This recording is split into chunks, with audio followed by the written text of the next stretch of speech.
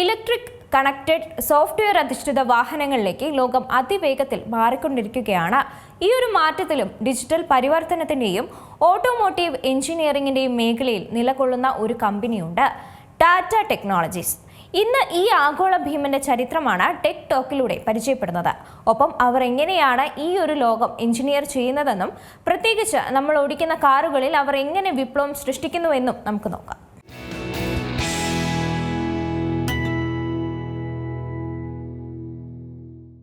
ആദ്യം എന്താണ് ടാറ്റ ടെക്നോളജീസ് എന്നതിൽ നിന്ന് തുടങ്ങാം. ടാറ്റ ടെക്നോളജീസ് എന്നത് ഓട്ടോമോട്ടീവ്, എയ്റോസ്പേസ്, വ്യാവസായിക മേഖലകളിലെ കമ്പനികൾക്കായി പ്രൊഡക്റ്റ് എഞ്ചിനീയറിംഗ്, ഡിജിറ്റൽ സേവനങ്ങൾ എന്നിവ നൽകുന്ന ഒരു ഇന്ത്യൻ മൾട്ടിനാഷണൽ ടെക്നോളജി കമ്പനിയാണ്.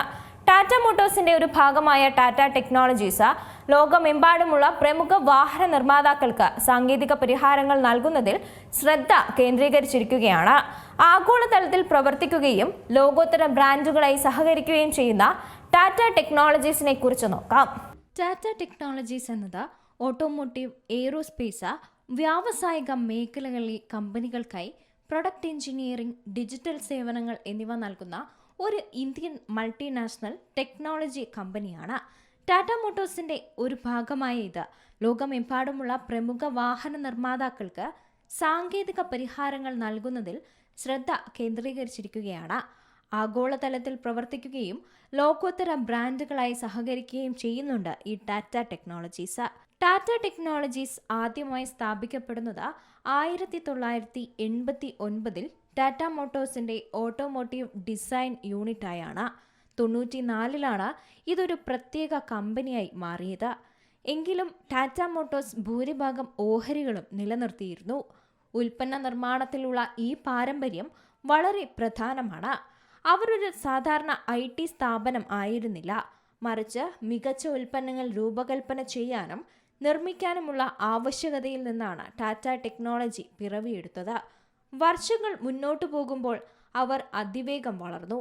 പ്രത്യേകിച്ചും 2005 UK, US ആസ്ഥാനമായുള്ള എഞ്ചിനീയറിംഗ് സ്ഥാപനമായ ഇൻകാറ്റ് ഇന്റർനാഷണലിനെ ഏറ്റെടുത്തു.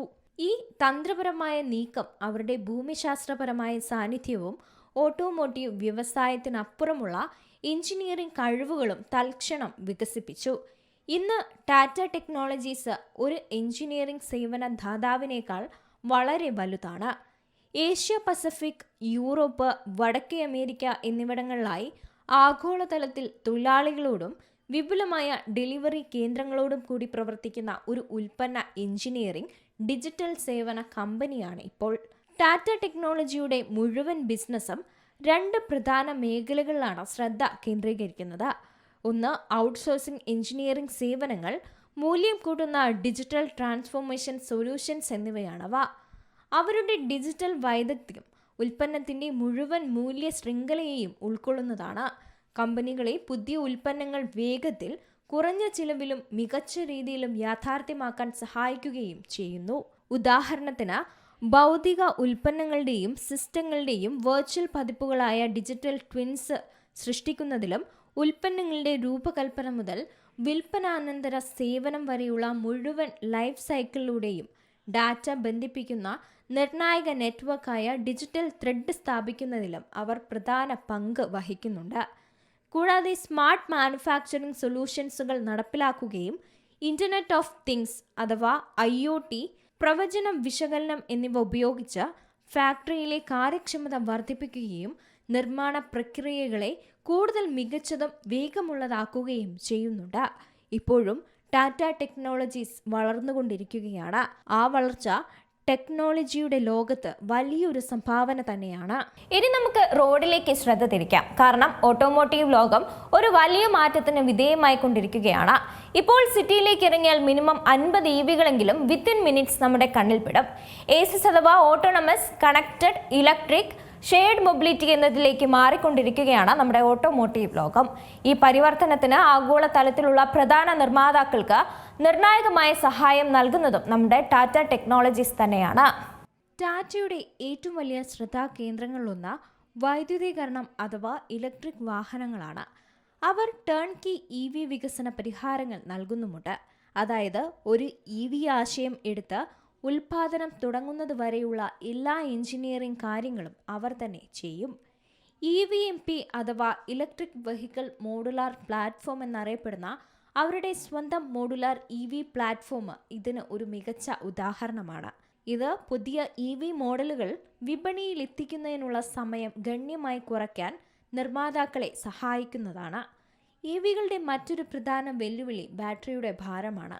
അതുകൊണ്ട് തന്നെ ബാറ്ററി റേഞ്ചും പ്രകടനവും വർദ്ധിപ്പിക്കുന്നതിനായി ഭാരം കുറഞ്ഞ ഘടനകൾ രൂപകൽപ്പന ചെയ്യുന്നതിലും വസ്തുക്കൾ ഒപ്റ്റിമൈസ് ചെയ്യുന്നതിലും അവർ വൈദഗ്ധ്യം നേടിയിട്ടുമുണ്ട്. കൂടാതെ സുസ്ഥിരമായ നിർമ്മാണത്തിനും സർക്കുലർ ഇക്കണോമിക്കും പ്രധാനപ്പെട്ട ഒരു ഘടകമായ EV ബാറ്ററികളുടെ കൃത്യമായ കണ്ടെത്തലും പാലിക്കലും ഉറപ്പാക്കുന്ന ഒരു ഡിജിറ്റൽ ബാറ്ററി പാസ്പോർട്ട് പ്ലാറ്റ്ഫോമാണ് വാട്ട് സിങ്ക്. കാറ് അതിവേഗം ഒരു സോഫ്റ്റ്വെയർ ഡിഫൈൻഡ് വെഹിക്കിൾ അഥവാ SDV ആയി മാറിക്കൊണ്ടിരിക്കുകയാണ്. ഇവിടെ സോഫ്റ്റ്വെയർ ആണ് വാഹനത്തിൻ്റെ പ്രവർത്തനക്ഷമതയും ഫീച്ചറുകളും ഡ്രൈവിംഗ് അനുഭവവും തീരുമാനിക്കുന്നത്. ഇവിടെയാണ് ഈ ഡിജിറ്റൽ ലോകം റോഡുമായി ബന്ധം വരുന്നത്.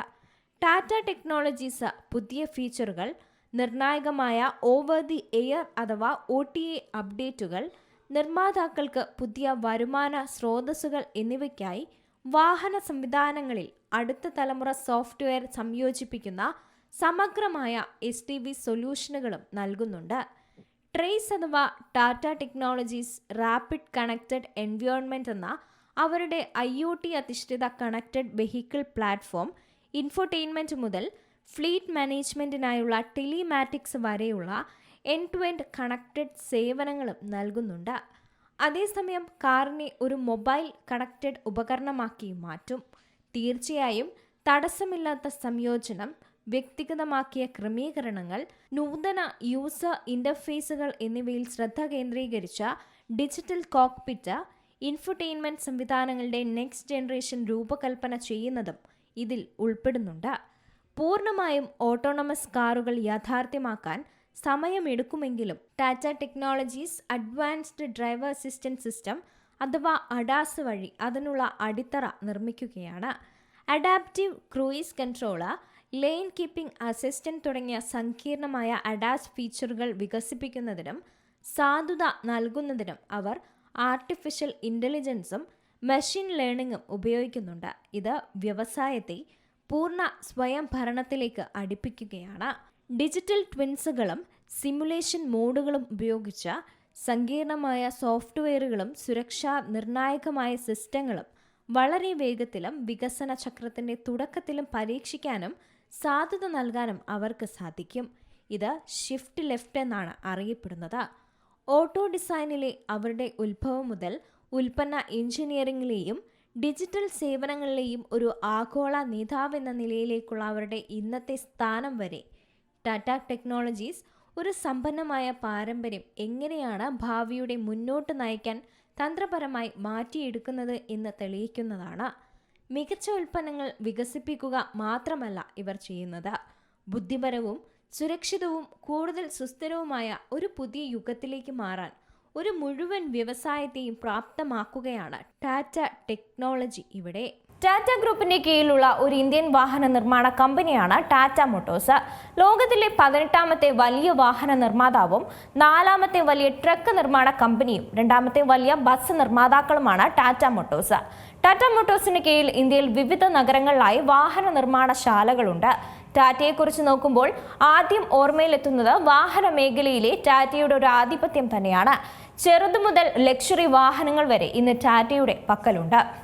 Tata Motors limited, TML commercial vehicles limited എന്നും അറിയപ്പെടുന്ന മുംബൈ ആസ്ഥാനമായി പ്രവർത്തിക്കുന്ന ഒരു ഇന്ത്യൻ ബഹുരാഷ്ട്ര വാണിജ്യ വാഹന നിർമ്മാതാക്കളാണ് ടാറ്റ മോട്ടോഴ്സ്. ടാറ്റ ഗ്രൂപ്പിന്റെ ഭാഗമായ ഇവർ ഇന്ന് വാഹന ലോകത്തെ കീഴടക്കുന്നത് മികച്ച വാഹനങ്ങൾ നിരത്തുകളിൽ ഇറക്കിയാണ്. ലോകത്തിലെ 18ാമത്തെ വലിയ വാഹന നിർമ്മാതാവും 4ാമത്തെ വലിയ ട്രക്ക് നിർമ്മാണ കമ്പനിയും 2ാമത്തെ വലിയ ബസ് നിർമ്മാതാക്കളുമാണ് ടാറ്റ മോട്ടോഴ്സ്. ടാറ്റ മോട്ടോഴ്സിന് കീഴിൽ ഇന്ത്യയിൽ ജംഷഡ്പൂർ, സാനന്ദ്, പട്നഗർ, ധാൻവാഡ്, പൂനെ എന്നീ നഗരങ്ങളിൽ വാഹന നിർമ്മാണശാലകളുണ്ട്. ദക്ഷിണ കൊറിയ, യുണൈറ്റഡ് കിങ്ഡം, അർജന്റീന എന്നീ രാജ്യങ്ങളിലും നിർമ്മാണശാലകൾ പ്രവർത്തിക്കുന്നു. ടാറ്റ മോട്ടോഴ്സ് തങ്ങളുടെ വാണിജ്യ വാഹന ബിസിനസ് വേർപെടുത്തുന്നതായി പ്രഖ്യാപിച്ചതിനു ശേഷം 2024 കമ്പനി TML കൊമേഴ്ഷ്യൽ വെഹിക്കിൾസ് എന്ന പേരിൽ സംയോജിക്കപ്പെട്ടിരുന്നു. 2025 ഒക്ടോബറിൽ വേർപെടുത്തൽ പ്രാബല്യത്തിൽ വന്നു.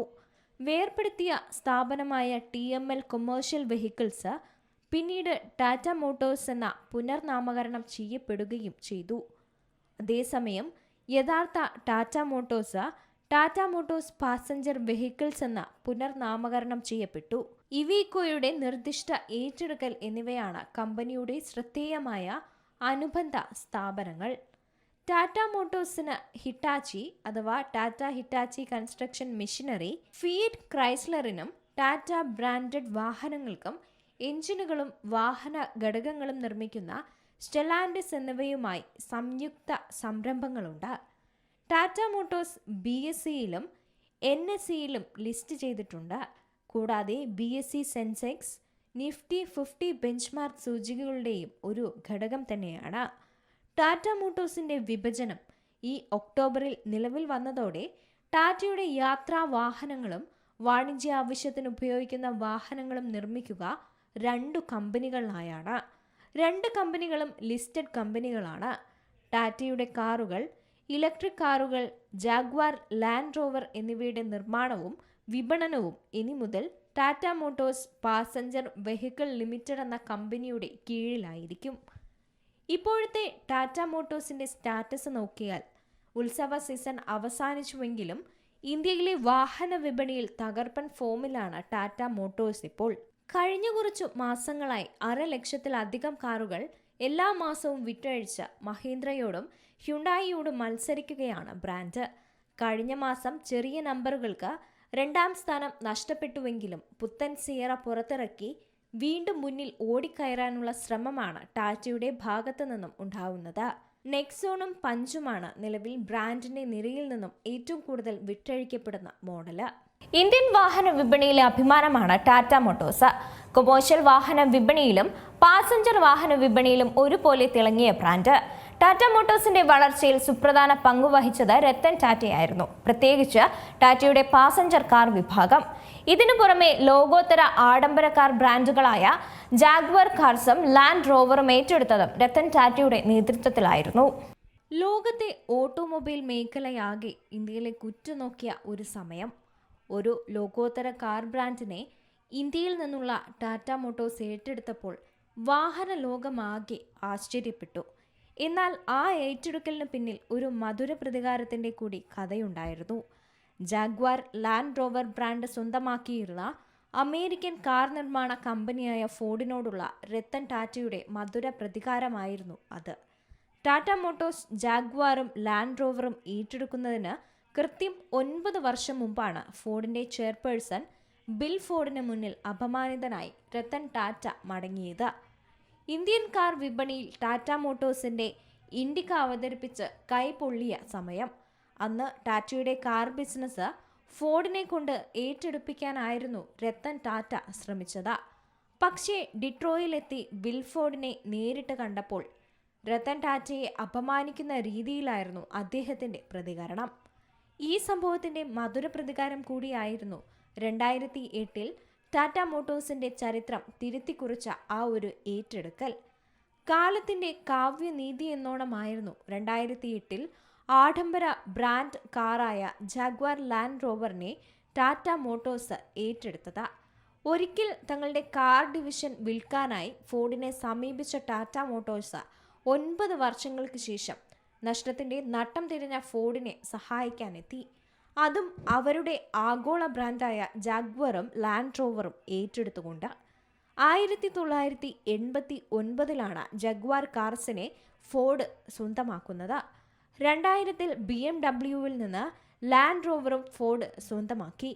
2006 ഏകദേശം 6 മില്യൺ പൗണ്ടിന് റോവർ ബ്രാൻഡ് നെയിമും BMW നിന്ന് ഫോർഡ് വാങ്ങി. ഇതോടെ ജാഗ്വാറും ലാൻഡ് റോവറും ഫോർഡിന്റെ കുടക്കീഴിലായി. എന്നാൽ വർഷങ്ങൾക്ക് ശേഷം കാര്യങ്ങൾ തകിടം മറിഞ്ഞു. 2008 അമേരിക്കയെ പിടിച്ചുലച്ച സാമ്പത്തിക മാന്ദ്യം ഫോർഡിനെയും ബാധിച്ചു. പാപ്പരാകുന്നതിൻ്റെ വക്കിലെത്തി. ഇതോടെ തങ്ങളുടെ കൈവശമുണ്ടായിരുന്ന ജാഗ്വാർ കാർസും ലാൻഡ് റോവറും വിൽക്കാൻ ഫോർഡ് നിർബന്ധിതരായി. ഈ ഘട്ടത്തിലായിരുന്നു രത്തൻ ടാറ്റയുടെ രംഗപ്രവേശം. ഒരിക്കൽ സഹായം തേടി സമീപിച്ച ഫോർഡിന്റെ പ്രധാനപ്പെട്ട 2 കമ്പനികളും ഏറ്റെടുക്കാൻ ടാറ്റ സന്നദ്ധത അറിയിച്ചു.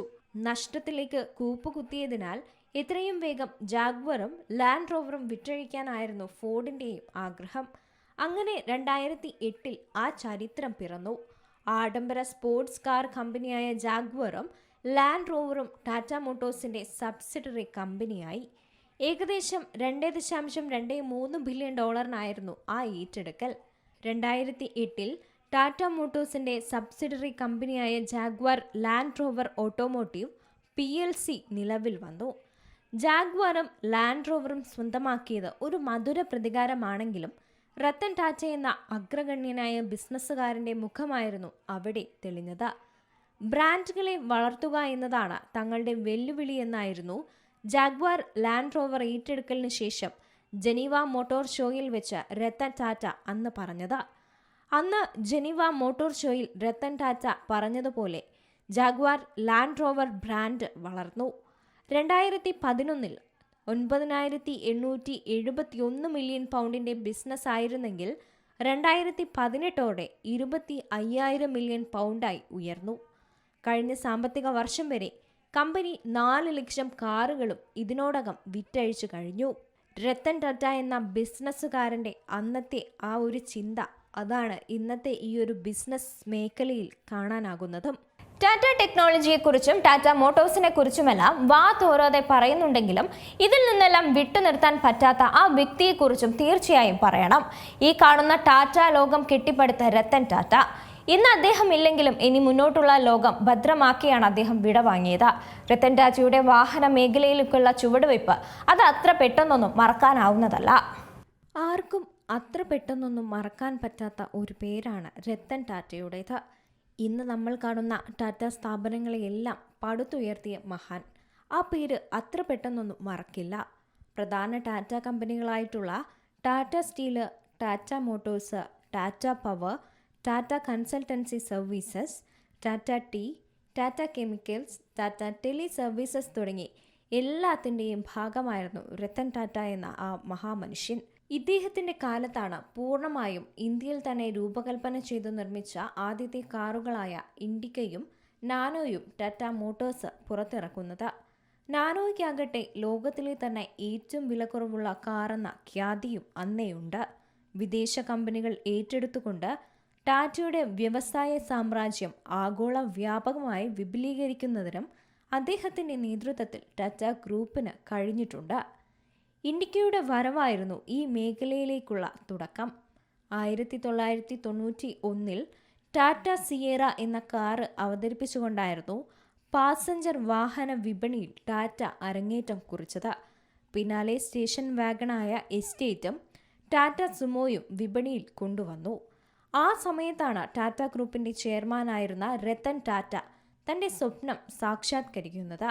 ഇന്ത്യൻ വിപണിയിൽ ടാറ്റയുടെ പുതിയ ചെറിയ കാർ എന്ന സ്വപ്നത്തിനായി അദ്ദേഹം ഏറെ പരിശ്രമിച്ചിരുന്നു. Tata Engineering and Locomotive Company അഥവാ ടെൽകോ എന്നായിരുന്നു അന്ന് ടാറ്റ മോട്ടോഴ്സിന്റെ പേര്. 1998 ടെൽകോ തങ്ങൾ വികസിപ്പിച്ച ആദ്യ ചെറിയ കാറ് വിപണിയിലിറക്കി. അതായിരുന്നു രത്തൻ ടാറ്റ സ്വപ്നം കണ്ട ഇൻഡിക്ക. മാരുതി 800 ആയിരുന്നു അക്കാലത്ത് ഇന്ത്യൻ ഹാച്ച് ബാക്ക് വിപണിയിലെ താരം. മാരുതി 800നോട് മത്സരിക്കാനായി തീരുമാനിച്ച ടാറ്റ ഇൻഡിക്ക അവതരിപ്പിച്ചു. രത്തൻ ടാറ്റ തൻ്റെ ഹൃദയത്തോട് ചേർത്താണ് ഇൻഡിക്ക എന്ന പുത്തൻ കാറ് ഇന്ത്യക്കായി വികസിപ്പിച്ചെടുത്തത്. 1998 ടാറ്റയുടെ പ്ലാന്റിൽ നിന്ന് ആദ്യ ഇൻഡിക്ക പുറത്തിറങ്ങിയപ്പോൾ അസംബ്ലി ലൈനിൽ നിന്ന് ആ കാർ ഓടിച്ചെത്തിയത് രത്തൻ ടാറ്റ തന്നെയായിരുന്നു എന്നതാണ് ഈ ഒരു ആത്മബന്ധത്തിൻ്റെ ഏറ്റവും വലിയ തെളിവ്. ആ ചിത്രം ഇന്നും ടാറ്റ മോട്ടോഴ്സിന്റെ അഭിമാനമാണ്. എന്നാൽ രത്തൻ ടാറ്റ പ്രതീക്ഷിച്ചതുപോലെ ആയിരുന്നില്ല വിപണിയിലെ പ്രതികരണം. ടാറ്റ ഇൻഡിക്ക എന്ന കാറിന് പ്രതീക്ഷിച്ചത്ര വിൽപ്പന അന്നുണ്ടായില്ല. ഇതോടെ വലിയ നഷ്ടം തന്നെ കമ്പനി നേരിട്ടു. രത്തൻ ടാറ്റയും ഏറെ പഴി കേൾക്കേണ്ടി വന്നു.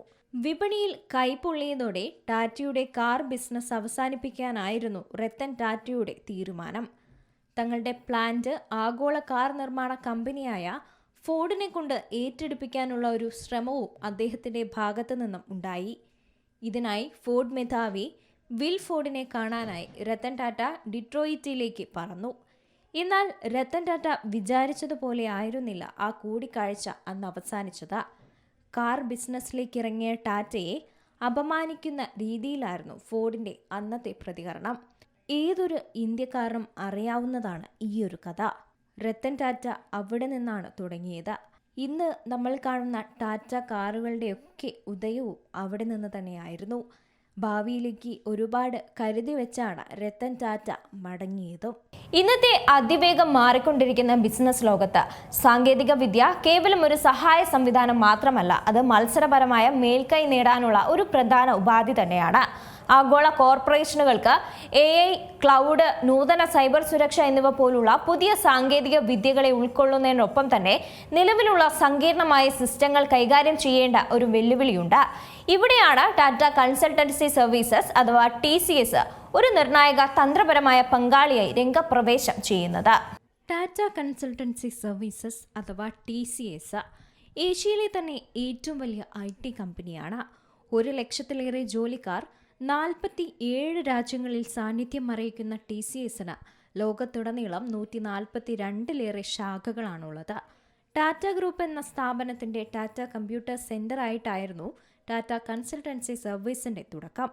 1968-ലാണ് TCS സ്ഥാപിതമാകുന്നത്. 1970-ന്റെ തുടക്കത്തിൽ ടാറ്റ കൺസൾട്ടൻസി സർവീസസ് തങ്ങളുടെ ഉൽപ്പന്നങ്ങൾ കയറ്റുമതി ചെയ്യുവാൻ ആരംഭിച്ചിരുന്നു. 81-ൽ TCS ഇന്ത്യയിലെ ആദ്യ സോഫ്റ്റ്വെയർ ഗവേഷണ കേന്ദ്രവും സോഫ്റ്റ്വെയർ ഉൽപ്പാദന കേന്ദ്രവുമായ Tata Research Development and Design Centre അഥവാ TRDDC പൂനെയിൽ ആരംഭിച്ചു. 1,00,000-ലേറെ ജോലിക്കാരാണ് 47 രാജ്യങ്ങളിലായി TCSനുള്ളത്. ലോകത്തുടനീളം 142-ലേറെ ശാഖകളായും TCS നിറഞ്ഞു നിൽക്കുന്നു. ആഴത്തിലുള്ള സാങ്കേതിക പരിവർത്തനത്തിലും അർത്ഥവത്തായ നവീകരണം പ്രോത്സാഹിപ്പിക്കുന്നതിലും വ്യവസ്ഥാപരമായ കാര്യക്ഷമത കൈവരിക്കുന്നതിലും ശ്രദ്ധ കേന്ദ്രീകരിച്ചുകൊണ്ട് TCS സ്ഥാപനങ്ങളെ ഭാവിയിലേക്ക് സജ്ജമാക്കുകയാണ്. തങ്ങളുടെ ക്ലയൻറ്റുകളെ ശാക്തീകരിക്കുന്നതിനുള്ള പ്രാഥമിക മാർഗം സമഗ്രമായ ക്ലൗഡ് മൈഗ്രേഷനിലൂടെയും ആധുനിക വൽക്കരണത്തിലൂടെയുമുണ്ട്. ചിലവേറിയതും കാലഹരണപ്പെട്ടതുമായ ഓൺ പ്രമൈസ് ഇൻഫ്രാസ്ട്രക്ചറുകളിൽ നിന്ന് AWS, അഷ്വർ, ഗൂഗിൾ ക്ലൗഡ് പോലുള്ള ഹൈപ്പർ സ്കെയിലറുകളുടെ വിപുലീകരിക്കാവുന്നതും പ്രതിരോധ ശേഷിയുള്ളതുമായ ക്ലൗഡ് പ്ലാറ്റ്ഫോമുകളിലേക്ക് ബിസിനസ്സുകളെയാണ് TCS നയിക്കുന്നത്. മൈക്രോ സർവീസുകളും സെർവർലെസ് കമ്പ്യൂട്ടിംഗും പോലുള്ള ആധുനിക ചട്ടക്കൂടുകൾ ഉപയോഗിച്ച് പ്രധാന ആപ്ലിക്കേഷനുകൾ പുനഃക്രമീകരിക്കുന്നതും ഇതിൽ ഉൾപ്പെടുന്നു. ക്ലയൻറ്റുകൾക്ക് ഇതിൻ്റെ ഫലമായി പ്രവർത്തന ചെലവ് കുറയ്ക്കാനും പുതിയ ഉൽപ്പന്നങ്ങൾ വേഗത്തിൽ വിപണിയിലെത്തിക്കാനും ആഗോളതലത്തിൽ തൽക്ഷണം വികസിക്കാനും സാധിക്കുന്നുണ്ട്. അടിസ്ഥാന സൗകര്യങ്ങൾക്കപ്പുറം ആർട്ടിഫിഷ്യൽ ഇൻ്റലിജൻസിലൂടെയും നൂതന ഡാറ്റ അനലിറ്റിക്സിലൂടെയും തങ്ങളുടെ ഡാറ്റയുടെ ശക്തി പ്രയോജനപ്പെടുത്താൻ TCS കമ്പനികളെ സഹായിക്കുന്നുമുണ്ട്. അതോടൊപ്പം ഉയർന്ന അളവിലുള്ള ആവർത്തിച്ചുള്ള ബിസിനസ് ജോലികൾ ഓട്ടോമേറ്റ് ചെയ്യാൻ റോബോട്ടിക് പ്രോസസ് ഓട്ടോമേഷൻ TCSും നടപ്പിലാക്കുന്നുമുണ്ട്. കമ്പനികൾ ഈ ഡിജിറ്റൽ മേഖലയിലേക്ക് കടക്കുമ്പോൾ പുതിയ ഈ ലാൻഡ്സ്കേപ്പിന് സുരക്ഷ ഉറപ്പാക്കുന്നതും അത്യന്താപേക്ഷിതമാണ്. സമഗ്രമായ സൈബർ സുരക്ഷാ പരിഹാരങ്ങൾ നൽകിക്കൊണ്ട് TCS ഇത് സാധ്യമാക്കുന്നുമുണ്ട്. ഭീഷണി വിവരങ്ങൾ ശേഖരിക്കുന്നത് മുതൽ അത്യാധുനിക സുരക്ഷാ ഓപ്പറേഷൻ സെന്ററുകൾ സ്ഥാപിക്കുന്നത് വരെയുള്ള എല്ലാ തലത്തിലുമുള്ള സംരക്ഷണം അവർ നൽകുന്നുണ്ട്. TCSന്റെ പങ്ക് സാങ്കേതിക വിദ്യയെ ക്ലയൻറ്റിൻ്റെ പ്രവർത്തനപരവും തന്ത്രപരവുമായ DNA-യിലേക്ക് ആഴത്തിൽ സംയോജിപ്പിക്കുക എന്നതാണ്. ഇത് സുസ്ഥിരമായ വളർച്ചയുടെ ഉറവിടമായും മാറുന്നുണ്ട്. ദീർഘകാല പങ്കാളിത്തത്തോടും തുടർച്ചയായ പഠനത്തോടും സഹകരണപരമായ നവീകരണത്തോടുമുള്ള പ്രതിബദ്ധതയിലൂടെ ആഗോള നേതാക്കൾക്ക് സാങ്കേതിക മാറ്റത്തെ അതിജീവിക്കാൻ മാത്രമല്ല, മറിച്ച് ഡിജിറ്റൽ ഭാവിയിൽ നവീകരിക്കാനും വളരാനും നേതൃത്വം നൽകാനും TCS അവരെ പ്രാപ്തമാക്കുന്നുമുണ്ട്. ഏറ്റവും പുതിയ വാർത്തകളും വിശേഷങ്ങളും വിരൽ തുമ്പിലറിയാൻ സീ മലയാളം ന്യൂസ് എല്ലാ ഡിജിറ്റൽ പ്ലാറ്റ്ഫോമുകളിലും ലഭ്യം.